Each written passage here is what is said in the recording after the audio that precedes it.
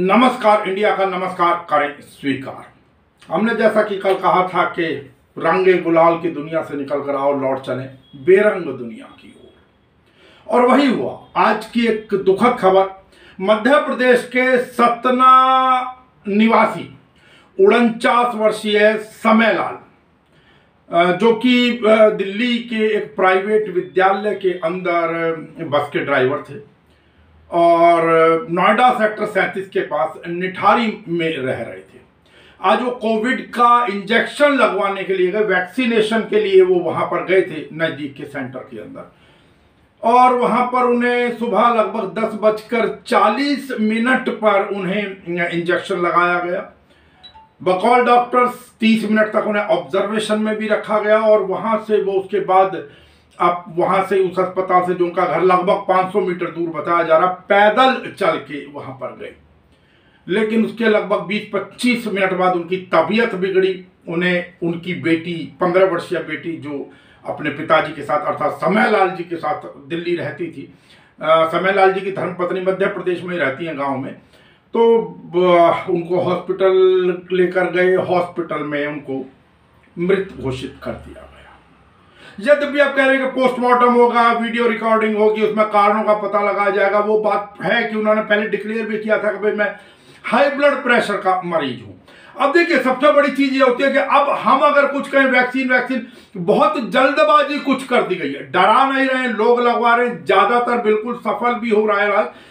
लेकिन कम से कम जब रिसर्च की गई होगी, अनुसंधान किया गया होगा, तो इस बात का तो ध्यान रखा गया होगा या रखना चाहिए था कम से कम, कि जो शहरीकृत क्षेत्र हैं, ज्यादातर उन क्षेत्रों के अंदर लोग डायबिटीज और ब्लड प्रेशर जैसी बीमारियां उन लोगों के लिए बड़ी आम सी बात है।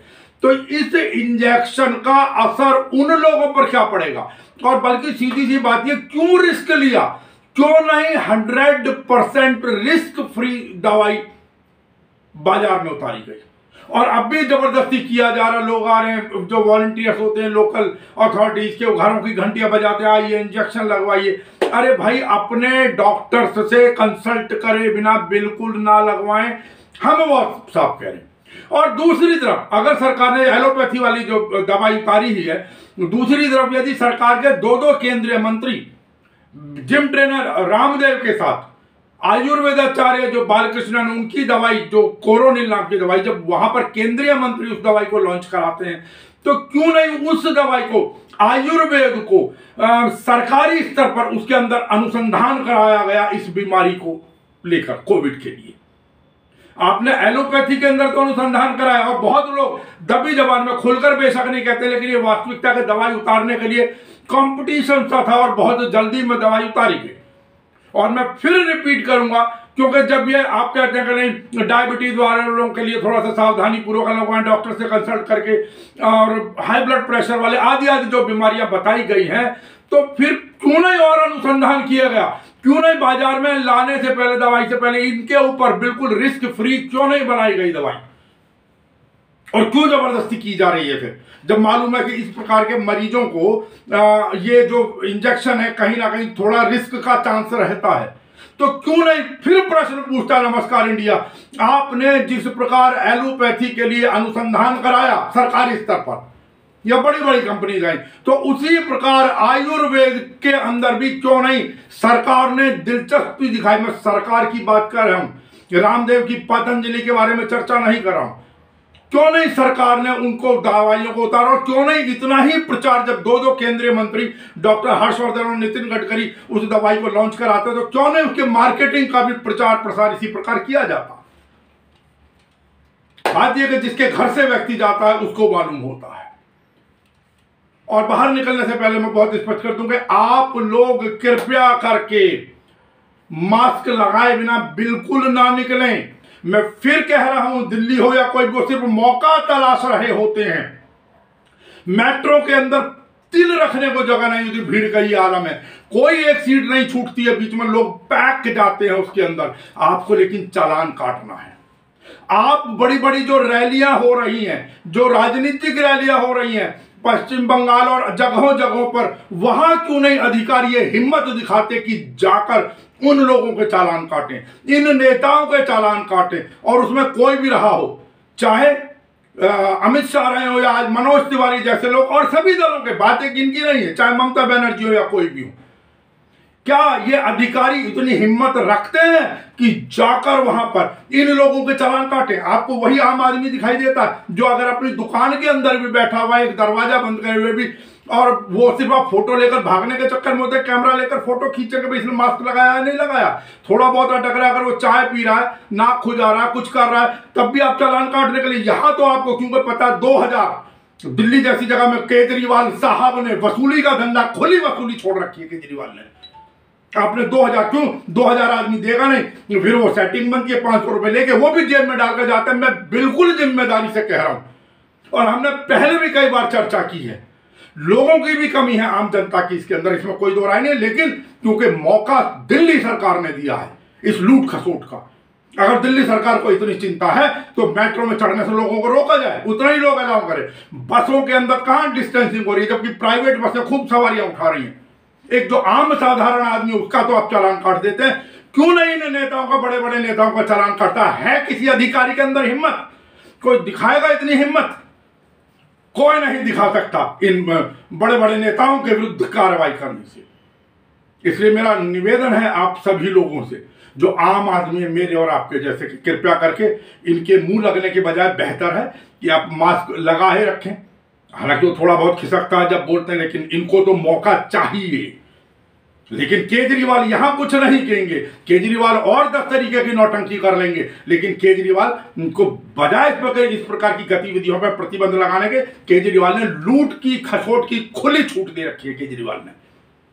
और प्रदेश सरकारों में भी, इसमें मैं मना नहीं कर रहा, लेकिन इस प्रकार की जो 2000 का चालान दिखाकर, और आपको मालूम है कि क्योंकि कोरोना बढ़ रहा है, उत्तर प्रदेश के अंदर 4 अप्रैल तक के लिए स्कूल बंद रहेंगे भी, और जगहों पर भी नाइट कर्फ्यू बढ़ाने की बात हो गई है। लेकिन बात वही कि कोरोना का जो वायरस है वो मेट्रो के अंदर नहीं घुसता है, वो इन नेताओं की बड़ी बड़ी रैलियों के अंदर नहीं जाता, वो मुझे और आपको, मेरे और आपके शादी ब्याह या अंतिम संस्कार के कार्यों को ही प्रभावित करता है, इसीलिए बैठा हुआ है। यही भारत की राजनीति है। एक दिन कहीं ना कहीं, जब तक जनता नहीं आकर इसका विरोध करेगी सख्त शब्दों के अंदर, ये राजनेता सुधरने वाले नहीं हैं। इन्होंने कहीं ना कहीं केवल और केवल आम आदमी से वसूली करानी है। और इसमें भी दिल्ली में सबसे ज्यादा, दिल्ली पुलिस के लोग ऐसे चालान नहीं करते, ऐसे बदतमीजी नहीं करते। मैं फिर कह रहा हूं, दिल्ली ट्रैफिक पुलिस वाले ऐसे बदतमीजी नहीं करते जिस प्रकार ये सिविल डिफेंस के लोगों को, इनको एक टारगेट थमा दिया गया है, और वो नए नए छलंगे वो अड़कर इलझने को तैयार रहते हैं, लड़ने मरने को तैयार रहते हैं, बदतमीजी करने को तैयार रहते हैं, और मांगते भी कैश। अगर आप कैश नहीं देते और आप कहते हैं भाई मेरे घर के भेज देना, गाड़ी का नंबर नोट कर लो, तो वो आपके पास नोटिस जाता है, उसमें लिखा होता रन थ्रू, अर्थात गाड़ी आप उसके ऊपर टक्कर मार के अब चढ़ाकर ले जाने की कोशिश की। ये फर्जी केस बनाते हैं। नमस्कार इंडिया ने पहले भी इन चीजों की साक्ष्यों के साथ कंप्लेंट की है, लेकिन नहीं है दिल्ली सरकार के अंदर दम इस प्रकार के एक्शन लेने का। चलिए अब बात आगे करते हैं किसानों की। किसानों में आपको मालूम है, किसानों का गुस्सा इस समय फूटा हुआ है। दुष्यंत चौटाला जो कि हरियाणा के उप मुख्यमंत्री हैं, सिरसा गए थे होली के लिए, उनको गुस्साए किसानों ने वहां पर अपने साथियों के अंदर मिठाई भी नहीं बांटने दी। अपने मतलब दुष्यंत चौटाला जी ने अपने मित्रों के अंदर या अपने समर्थकों के लिए मिठाई बांटना चाहते थे, नहीं दी। फिर मजबूरन उनके विरोध को देखते हुए, किसानों के उग्र विरोध को देखते हुए सरकार ने हेलीकॉप्टर की व्यवस्था कराई। पुलिस किसी प्रकार उन्हें पुलिस लाइन लाई और वहां पर बने हेलीपैड से उनको हेलीकॉप्टर के माध्यम से रवाना किया। गुस्साए किसान बाउंड्री वाल तक पहुंच गए, काले झंडे दिखाए। वो अंदर तक जाना चाहते थे पुलिस लाइन के, लेकिन खैर पुलिस ने व्यवस्था बनाए रखी, किसी प्रकार की अनहोनी नहीं होने दी। अब उससे भी आगे बताएंगे, सिरसा के जो विधायक है गोपाल कांडा, उनके विरुद्ध भी भयंकर प्रदर्शन हुआ है, क्योंकि गोपाल कांडा ने विधानसभा में किसानों के लिए काली भेड़ें, ब्लैक शीप शब्द का प्रयोग किया था। अब ये तो इन राजनेताओं की जुबानें हो गई हैं। और गोपाल कांडा के बारे में आपको मालूम है किस कांड के अंदर और कितना पॉपुलर हुए थे गोपाल कांडा साहब। पर चलिए उससे आगे की जो चर्चा करते हैं वो ये है कि उनको किसानों ने चेतावनी दी है कि अगर आपने अपना बयान वापस नहीं लिया तो जो मलोट में हुआ था बीजेपी के एमएलए के साथ, उससे भी बुरा बर्ताव गोपाल कांडा के साथ किया जाएगा। और गोपाल कांडा को उनके गांव तक में घुसने नहीं देंगे। उनका जो ऑफिस है गोपाल कांडा का, उसके बाहर उग्र प्रदर्शन हुआ। और वहीं अगर हम बात करें तो जो पंजाब से लगते हुए हरियाणा के कुछ क्षेत्र हैं, वहां पर भारतीय जनता पार्टी के कार्यकर्ताओं ने पंजाब के मुख्यमंत्री अमरिंदर सिंह का पुतला फूंका। और उनका ये कहना था, और हाँ मैं ये भी क्लियर कर दूं कि यहां पर पुतला गोपाल कांडा का भी जलाया किसानों ने। तो जो पुतला अमरिंदर सिंह का बीजेपी कार्यकर्ताओं ने फूंका, उनका कहना था कि जो भी नारंग के साथ, जो कि अबोहर के एमएलए हैं, और उनके साथ जो भी मलोट के अंदर, मुक्तसर के मलोट के अंदर जो व्यवहार हुआ, जो मारपीट और कपड़े उतार दिए गए उनके, उसके लिए कहीं ना कहीं अमरिंदर सिंह जिम्मेदार हैं। बात यह है कि पार्टी के कार्यकर्ता बेशक कुछ भी कहें, लेकिन क्या कहीं सरकार जिम्मेदार नहीं है इस प्रकार के कानूनों के लिए और उनके ऊपर हठ मारकर बैठ जाने के लिए? ये भी एक विचारणीय प्रश्न है, इसके बारे में सोचना पड़ेगा आपको। ममता बनर्जी आज, क्योंकि आज चुनाव प्रचार का जो दूसरे चरण का चुनाव है, उसका आज आखिरी दिन था। सबने अपने अपने तरीके से रोड शोज और कार्यक्रम ऑर्गेनाइज किए थे सभी ने। ममता बनर्जी आज हिम्मत करके, मैं कहूँगा, एक बार व्हील चेयर से खड़ी हुई। यद्यपि वो करा रही थी, दर्द की जो एहसास हो रहा था उनका। हालांकि अब दूसरे वाले जो लोग होते हैं, जो विरोधी पक्ष होता है, वो उसको नौटंकी करार दे रहा था, जो भी कुछ हो, लेकिन वो खड़ी हुई वहां पर अभिवादन के लिए और फिर वापस बैठकर चली गई। लेकिन उन्होंने एक चर्चा के अंदर आज अपने गोत्र का खुलासा हुआ, क्योंकि ये एक नई परंपरा आ गई है। हनुमान जी किस जाति के थे? राहुल गांधी किस धर्म के हैं? राहुल गांधी ने कह दिया जी हिंदू। किस जाति के? उन्होंने कह दिया ब्राह्मण। क्या गोत्र है? उन्होंने गोत्र भी बता दिया। अब इस प्रकार के जो प्रश्न, तो इस प्रकार जब आज उन्होंने अपने गोत्र का खुलासा किया कि मैं शांडिल्य गोत्र है मेरा, ममता बनर्जी का, तो गिरिराज सिंह जी ने काउंटर अटैक कर दिया। क्यों छुपाती पड़ती है? मैं तो अपना गोत्र लगाता हूं। गिरिराज सिंह जी बताइए आप कौन सा गोत्र लगाते हैं खुले में? ममता बनर्जी शांडिल्य लिखेंगे। अमूनन जैसे ब्राह्मणों के अंदर भी कोई, उत्तर भारत के अंदर कुलदीप, जैसे कोई शर्मा लगाते थे, आप इतना लंबा थोड़ा नाम लिखेंगे कि जैसे अगर मैं अपना कुलदीप शर्मा भारद्वाज, तो जनरल एक चीज थी, पहले सीधा बना हुआ था, भाई सिंह लगा हुआ, इनके साथ लगा हुआ। आप कहाँ गोत्र लिख कर चलते हैं? आप भी तो खाली गिरिराज सिंह ही लिखते हैं। तो ये बात है ना, कहा जाता फिर वही शब्द है कि बिना हाड़ की जुबान है, कहने से पहले सोच लेना चाहिए, तो ज्यादा बेहतर होगा। एक जानकारी और आ रही है, वो ये है कि शायद अभी घोषणा हुई नहीं है, लेकिन भारतीय रेलवे, जो हम ट्रेन में जाते हैं और जो लैपटॉप का और मोबाइल का चार्जर के लिए जो स्लॉट बने होते हैं, वो रात में चार्जिंग की व्यवस्था समाप्त कर सकती है। क्योंकि कई जगहों पर आग लगने के जो खबरें आई उसको लेकर रात को 11 बजे से सुबह 5 बजे तक के लिए वो स्विच बंद रहेंगे या उनका कनेक्शन कटा रहेगा। लेकिन अभी घोषणा हुई नहीं है। ऐसी संभावना व्यक्त की जा रही है कि ऐसी घोषणा हो।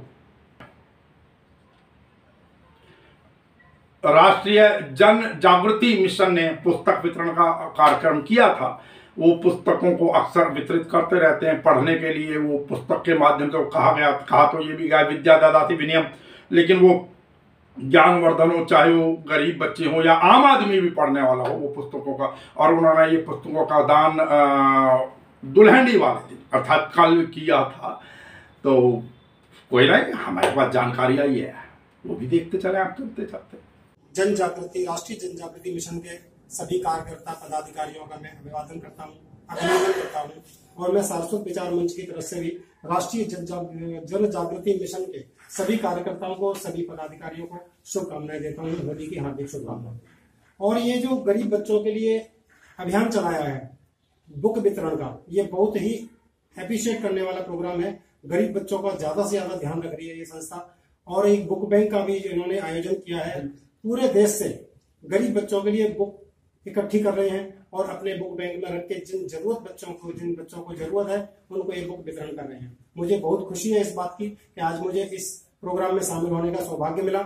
और मैं चाहूंगा कि गरीब बच्चों को शिक्षा मिले। शिक्षा दान से बड़ा दान कोई भी नहीं है और यह दान बहुत ही अच्छा है।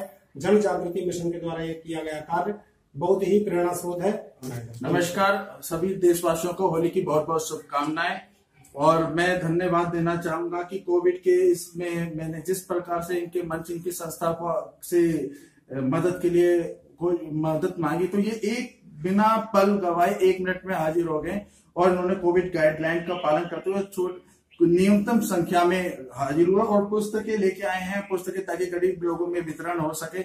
इसके लिए मैं इनकी संस्था का विजन, मैं विवेक जी और सर जी का जो आए हैं अपना समय, कीमती समय निकाल के होली के इस पावन अवसर पे, इस पावन कार्य के लिए मैं इसका बहुत बहुत धन्यवाद देना चाहूंगा। तो जैसा कि हमने कहा, हम 1 अप्रैल से अपने बुलेटिन बढ़ा रहे हैं। हमारा प्रयास रहेगा कि हम 5 बुलेटिन कम से कम दिन में जाएं, लेकिन हमारा निवेदन है आप लोगों से कि जो भी आप देखते हैं कार्यक्रम, उन कार्यक्रमों को आगे और लोगों तक जरूर पहुंचाते रहें, क्योंकि हम फर्जी व्यूअरशिप में विश्वास नहीं करते। हम चाहते हैं कि आप लोगों के माध्यम से जितना कार्यक्रम ज़्यादा से ज़्यादा लोगों तक ये चर्चाएं पहुंच पाए, वो देखें। और जो नहीं देख सकते हैं वो यूट्यूब, टम्बलर, फेसबुक, इंस्टाग्राम, इन सब पर जाकर भी हमें देख सकते हैं। हमारी वेबसाइट के माध्यम से भी आप देख सकते हैं, namaskar-india.com पर जाकर भी आप हमारे कार्यक्रम देख सकते हैं। और फिर एक चलते चलते, क्योंकि देखिए सबके लिए अर्थ की आवश्यकता अर्थात धन की आवश्यकता सबके लिए होती है। तो अगर आप अपने क्षेत्र के, अपनी संस्था के, अपने प्रोडक्ट्स के, अपनी सर्विसेज के अगर विज्ञापन नमस्कार इंडिया के माध्यम से प्रसारित कराएं, और बहुत ही जिसको कहते हैं नॉमिनल चार्जेस के ऊपर नमस्कार इंडिया पर विज्ञापन प्रसारित किए जाते हैं। शेष आप लोगों का प्यार इसी प्रकार बना रहे। बाहर निकलने से पहले मास्क जरूर पहन कर जाए। नमस्कार।